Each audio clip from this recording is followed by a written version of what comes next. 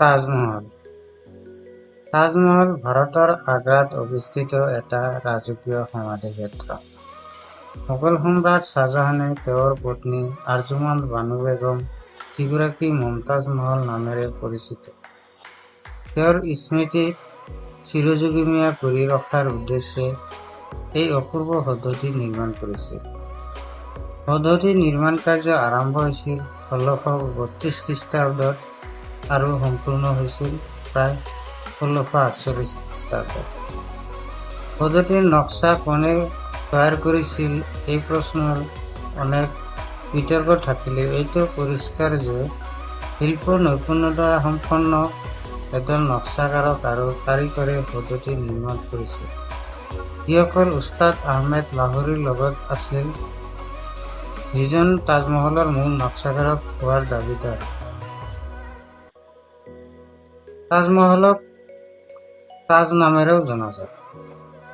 মোগল স্থাপত্যশৈলীৰ এটি আকৰ্ষণীয় নিদৰ্শন হিচাপে পৰিগণিত হৈ আছে এই তাজমহল।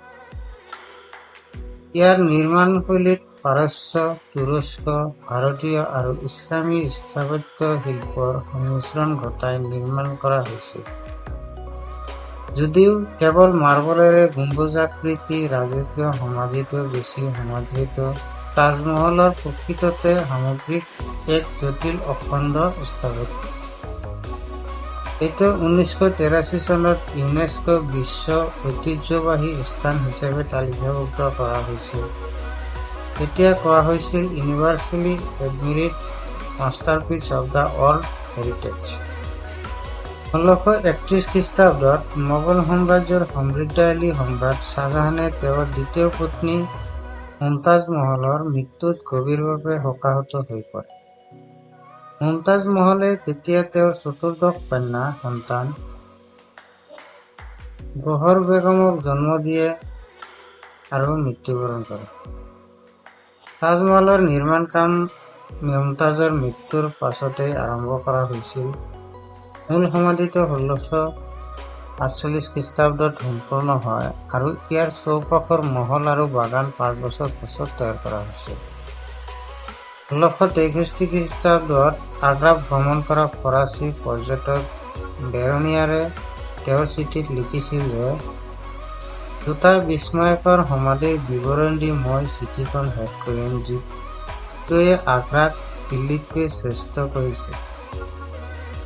এইটো নিৰ্মাণ কৰিছিল সম্ৰাট জাহাংগীৰে তেওঁৰ পিতা আকবৰৰ সন্মানত আৰু অন্যটো সম্ৰাট শ্বাহজাহানে তেখেতৰ পত্নীৰ স্মৰণত তৈয়াৰ কৰিছিল তাজমহল, যিটো অসাধাৰণ সৌন্দৰ্যৰ অধিকাৰী।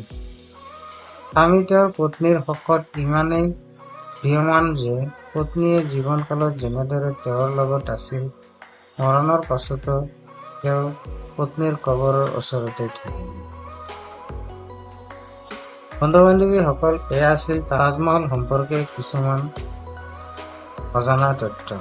বন্ধু-বান্ধৱীসকল, যদি ভিডিঅ'টো ভাল লাগে লাইক, শ্বেয়াৰ, কমেণ্ট কৰিব আৰু মোৰ চেনেলত নতুন হ'লে ছাবস্ক্ৰাইব কৰিব আৰু কাষত থকা বেল আইকনখন প্ৰেছ